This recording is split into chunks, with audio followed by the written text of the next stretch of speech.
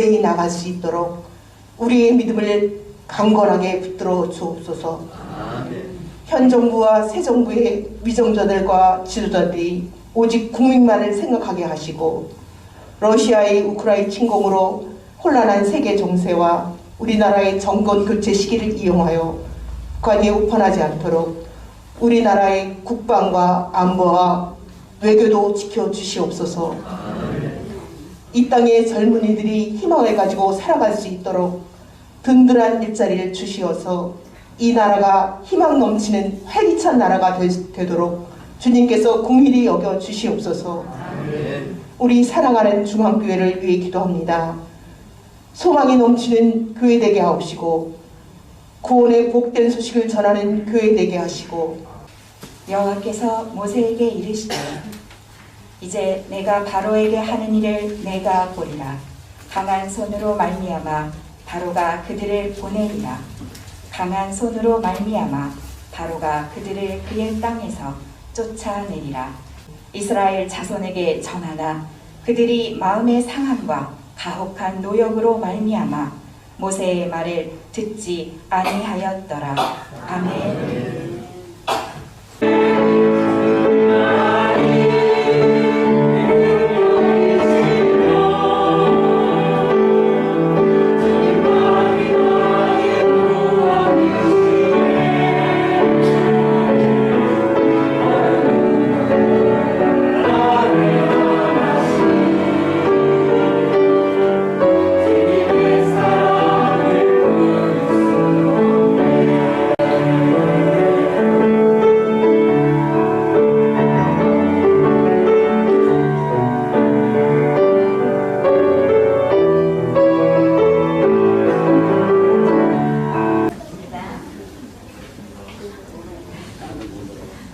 오늘 성경 봉독도 마치 성우 이상으로 잘 해주셨고 귀에 쏙쏙 들어오고 또 우리 임마리 권사님 기도가 꼭 필요한 기도. 어제 정치인 출마하는 줄 알았어요.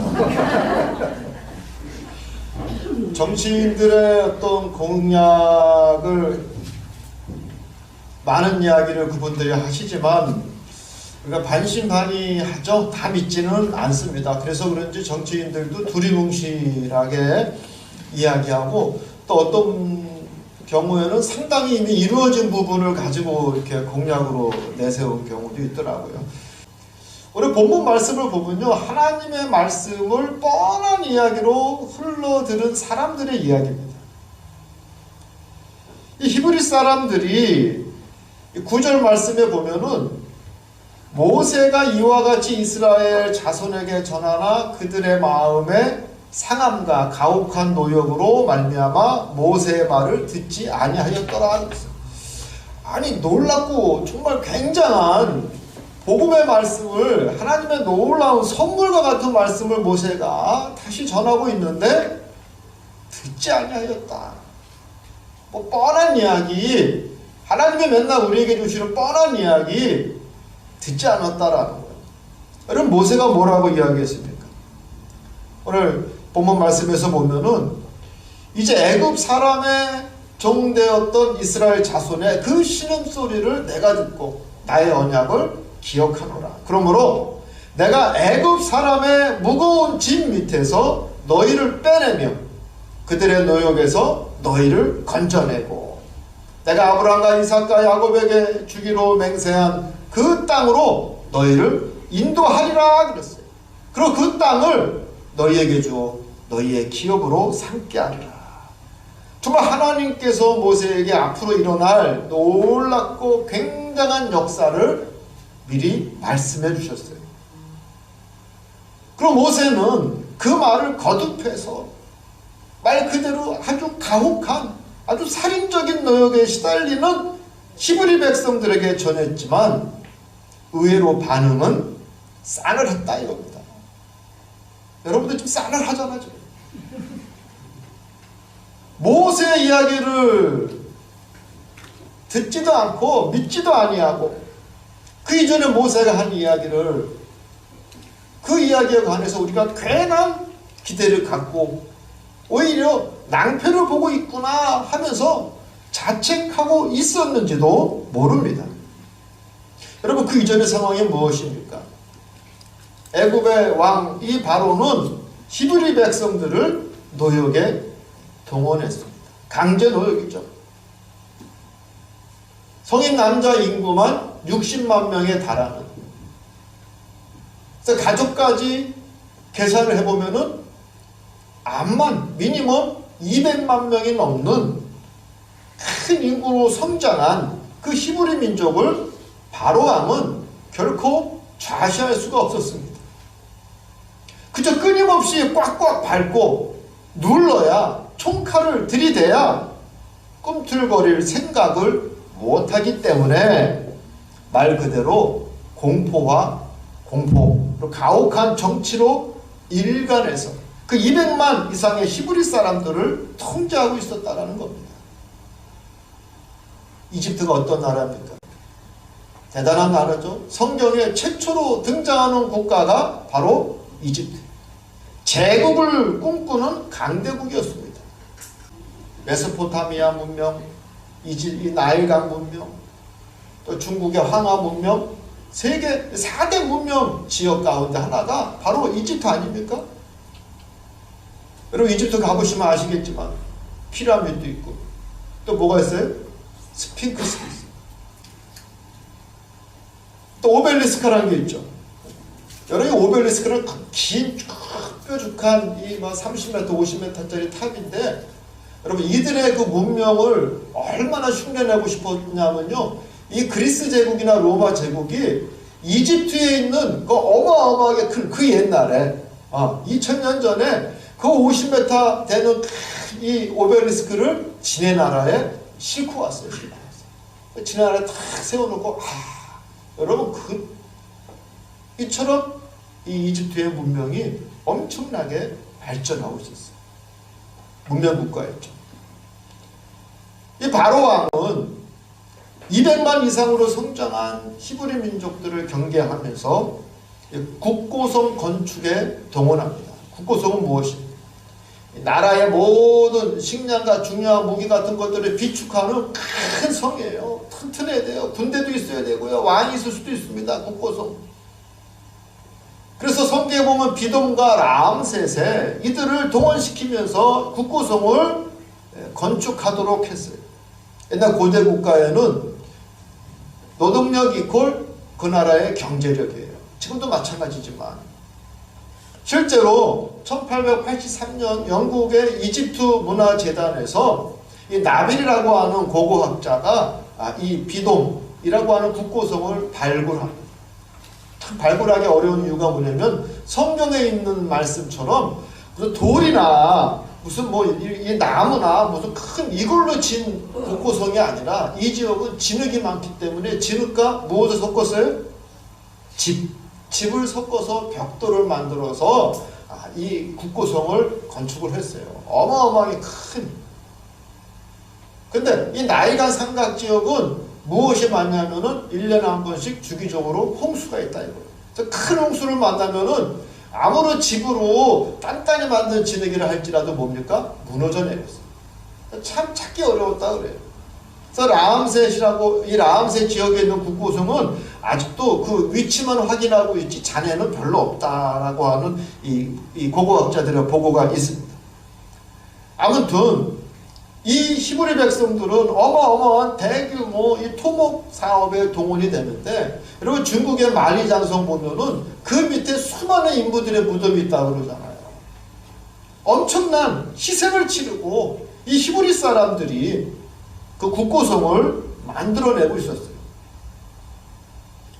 그때에 정말 그 가혹한 노역에 시달리고 있는 히브리 백성들을 대신해서 모세가 바로 왕을 만나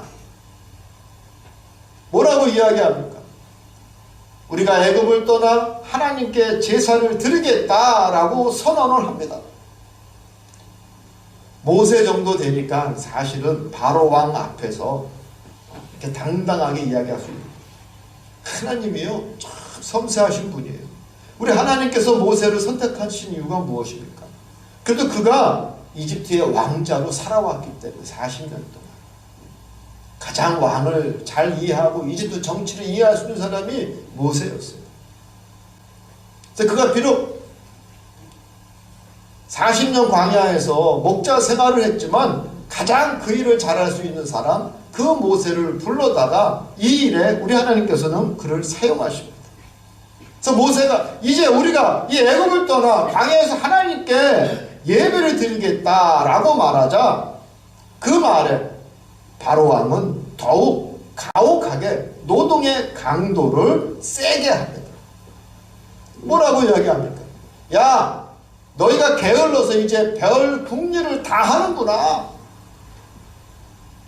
너희가 하나님 하나님 그러는데 그 하나님이 도대체 누구냐? 나는 알 바 없다. 더욱더 그들을 옥죄고 괴롭게 하죠. 괴롭게. 다른 생각이란 꿈도 꾸지 못합니다. 도망가려고 하는 발칙한 생각을 하면 그들에게 집을 주지 말고 더욱 벽돌을 생선하게 하라 라고 바로 왕이 명령을 내립니다. 그래서 말씀해 보면 이제 가서 일하라. 집은 너희에게 주지 않을지라도 벽돌은 너희가 수량대로 바칠지니라. 큰일 난 거예요. 집을 구하기 위해서 사람들이, 히브리 사람들이 여기저기 산야를 떠돌면서 뿌리를 키우고 집을 구하려고. 여러분, 그러니 그들에게 할당된 벽돌을 만들 수 있습니까? 만들 수 없는 거예요. 그랬더니 유대 관리인들이 대표로 다 불려와서 매를 맞고 옵니다. 이런 현실적 문제, 현실적 위기에 화가 난 히브리인들이 모세에게 분노하는 장면이 오늘 본문 말씀이에요. 또 뭐라고 이야기합니까?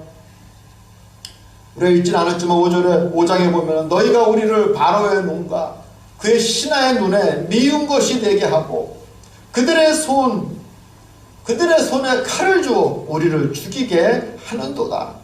그러면서 여호와는 너희를 살피시고 판단하시기를 원하노라. 이 말이 무슨 얘기냐면 하나님께서 너희들을 벌 주시기를 원하노라 라고 그들이 모세와 아론을 저주하고 있습니다. 너희 때문에 바로 왕과 그 신하들의 눈에 미운 털이 박히지 않았느냐? 이제 우리가 죽게 생겼으니 하나님께서 너희를 살피시고 판단하시고 너희에게 벌 주시기를 원하노라.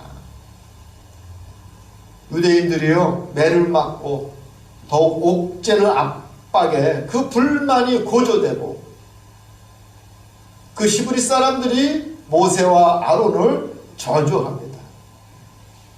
그런데요, 이 사람들이 모세와 아론을 저주할 때 희한하게 하나님을 들먹거리고 있지 않습니까? 전형적인 여러분 사탄의 수법입니다. 사탄의 수법. 여호와께서 벌을 내리시고 판단하시기를 원하노라. 아니 하나님 일을 하는 주의 종들에게 하나님께서 너희를 벌하시기를 원하노라. 하나님을 들먹거리면서 그들을 오히려 저주하고 있습니다.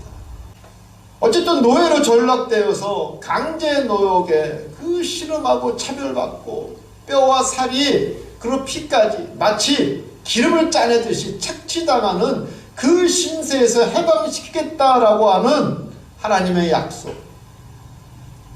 그들은 그 하나님의 말씀을 뻔한 이야기로 들었다 이거예요. 듣기는 좋지만 당장 나타나는 현실은 오히려 자기들에게 듣게 되지 아니하고 더욱 힘들게 하고 공경에 빠지게 했다라는 것입니다. 하나님의 말씀을요, 뻔한 이야기로 받아들이게 되면은 오히려 이처럼 하나님을 대적하게 됩니다. 이해는 하죠? 말씀해 보면 상한 마음과 가혹한 노역으로 모세의 말을 듣지 아니하였더라. 그들의 마음이 상했어요. 그리고 가혹한 노역으로 그래서 화가 나서 모세를 저주하지 않습니까?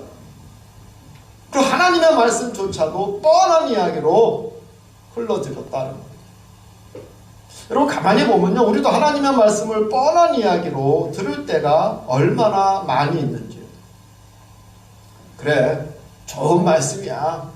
그런데 상식적으로 가능한 건 아니지. 그저 한 귀로 듣고 한 귀로 흘러내보내야 현실적 세상에서 사는데 지장이 없을 거야. 그리고 계속해서 목사님이, 주혜종이 그 뻔한 이야기를 하면은 주혜종을 짜증스럽게 생각합니다. 여러분도 제가 좀 짜증스럽죠? 뭐 뻔한 얘기를 맨날 해. 하긴 그게 일이지. 또 어느 때는 안쓰럽습니다. 세상 물정 모르고 저렇게 사는 저분 보니까 참 안쓰럽기도 하고, 혼자 옳은 소리 할 때 보니 자기만 잘난 것 같고, 또 그래서 미울 때도 있고, 현실감 없이 세상을 사는 목사님이 불쌍한처럼 보일 때도 있습니다. 여러분, 그런데 보십시오. 성경뿐만 아니라 역사에 기록된, 고대 역사에 기록된 출애굽은 사실이었습니다. 이 놀라운 출애굽을 이루실 때 하나님은 어떻게 하셨습니까? 사람들은 당장의 현실로 말미암아 하나님과 모세를 원망하고 뻔한 이야기로 길을 막았지만, 그 하나님의 놀라운 이 믿기 힘든 역사는 거침없이 바로 시작되었다라는 거예요. 하나님의 역사가 시작되면 거침없이 여러분 밀려오는 파도와 같이 이루어진다는 것을 우리는 알아야 됩니다. 여러분, 그때 후회해야 소용없는 거예요. 인생은 결코 중간이 없습니다. 그런데 여기에 귀를 막고 있는 또 한 사나이가 있죠. 누굽니까? 바로 바로왕. 아주 완악하고 고집스럽고 자존심이 센 사내였습니다. 하나님이 10가지 재앙을 통해서 그의 마음을 바꿔보려고 했지만, 제가 성경을 가만히 들여다보니 바로왕은요 굉장히 고집스럽고 자존심이 센 사람이었습니다. 그래서 그는 하나님의 역사를 굳이 상식적으로 생각하려고 했다. 상식적으로. 나일강이 피로 변했다? 나일강이? 여러분, 상식적으로 그럴 수 있었어요. 그럴 수 있었어요. 왜냐면 이 나일강이 굉장히 길잖아요. 그래서 수단, 이데오피아 쪽으로 해서 쫙 이집트를 흘러내려오는데, 여러분 동물의 왕국 보면은 수천 마리의 누떼나 아니면 이 물소떼들이 쫙 이동을 하면서 이 깊은 곳에 빠지고 악어의 그 습격을 받으면은 수천 마리가 떼죽음을 당한답니다. 지금도 일어나는 현상입니다. 그러면은 그 피와 그 악취가 그대로 어디로 내려가는 거예요? 하루 쪽으로 흘러내려가는 거예요. 모세가 나일 강물을 피로 변하게 했어? 그거 그럴 수 있어. 수천 마리 동물이 떼죽음을 당하면 핏물이 흐를 수도 있지. 모세의 지팡이가 뱀으로 변했어? 가만히 보니 이집트의 마술사도 그렇게 변하게 할 수 있어. 그거 뭐 대단한 거 아니야. 또 하나님의 재앙 가운데 개구리 떼의 침입이 있지 않습니까? 개구리 온 천하의 왕궁까지도, 나중에는 그 모든 개구리들을 모아놨더니 그 죽은 개구리들로 말미암아 아주 악취가 났다 그랬어요. 그러면 벌레가 끓는 거는 상식이죠. 파리가 또 엄청 많은 파리의 재앙이 있지 않습니까? 그럼 아마 바로왕은 그랬을 거예요. 야, 당연히 이 개구리 사체가 산처럼 쌓여있는데 파리가 뒤끓지. 그게 무슨 하나님의 재앙이야. 무슨 하나님의 역사야. 그거는 상식적인 일이야. 그럴 수 있어. 메뚜기, 황충의 습격, 저 모든 곡식을 갉아먹었다? 그건 여러분 지금도 있는 일이에요. 지금도 아프리카나 중국에서 메뚜기나 하늘을 뒤덮는 황충의 떼가 모든 곡식을 갉아먹습니다. 하나님의 역사 아니야. 그럴 수 있어. 우박, 이 주먹만한 우박, 아이고, 이상기온으로 자연재해로 언제든지 있을 수 있는 상식적인 일이지. 전염병, 살아있는 인간들 뱀 옮기는 거 당연한 거야. 아마 제가 보기에는요, 이 바로왕은 하나님이 주시는 그 사인, 이적, 그 모든 것들을 상식적으로 이해하려고 스스로 얼마나 애를 썼는지 모릅니다. 하나님의 경고를 굳이 상식적으로 생각하고 아무것도 아닌 듯 넘기려고 했던 그들의 모습을 우리는 말씀을 통해서 알 수가 있습니다. 여러분, 자기 자존심을 지키려고 하고 굳이 하나님의 그 모든 역사를 상식적으로만 생각하려고 하고 스스로 위안을 삼으려고 했던 그 바로의 결과가 무엇입니까? 국가적 재앙과 손해를 보는 것은 물론이요, 장자까지 잃어버리는 비극을 당합니다. 여러분, 그 시대의 장자란 대단히 큰 의미가 있었습니다. 아버지의 분신이기 때문입니다. 또 역사학자들의 재미있는 분석이 있어요. 이집트는 당대 최고의 국가로서 그때 세계를 정복할 수 있는 군대와 기술과 재력이 있었지만 홍해에서 군대의 주력을 잃는 바람에 제국으로 성장하지 못하고 오히려 후에 우리 성경에 나오는 5대 제국이 있죠. 아수르 제국, 바벨론 제국, 페르시아 제국, 그리스 제국, 로마 제국에 차례로 정복당하는 수모를 당합니다. 여러분, 그 이후 2011년 30년 동안 이집트를 집권했던 무라비크 대통령이 쫓겨나는 이 자스민 혁명 때, 여러분 그때까지 이집트는요 거의 세계적으로 주목받지 못하는 가난한 나라였어요. 바로 왕과 이집트인들, 그들 역시 하나님의 말씀을 상식적으로 이해하려고 했던 그 결과가 여러분 무엇입니까? 결국 재앙이었다라는 거예요. 그럼 이집트는 그렇다 치고 하나님 말씀을 너무나 잘 아는 그 히브리 백성들이 하나님의 말씀을 뻔한 이야기로 치부하며 귀를 막아버린 그 히브리 사람들, 여러분 그들은요 씻을 수 없는 하나님 앞에 부끄러운 사람이 되었습니다. 어쩌면 그들은 문설주에 유월절 피를 바르지 않을 수도 있었다. 그리고 출애굽에 따라 나서지도 못하고 영원히 그곳에 노예로 남아 차별과 멸시와 착취를 당하면서 죽었는지도 모릅니다. 우리들도요 하나님의 말씀에 대한 태도가 두 가지가 있어요. 첫 번째, 뻔한 이야기로 치부해버리는 태도. 두 번째 뭡니까? 하나님의 역사를 상식적으로 이해하려고 하는 무지. 많아요 요즘 그런 분들. 여러분, 상식은요 우리 인류 발전을 위해 가장 큰 공을 세운 인간의 지적 능력이지만, 그러나 이 상식 때문에 인간의 영적인 활동이 퇴화됐다는 것도 사실입니다. 그러면서 하나님 얘기가 나오면 상식적으로 판단하려고 하는 사람들이 있다.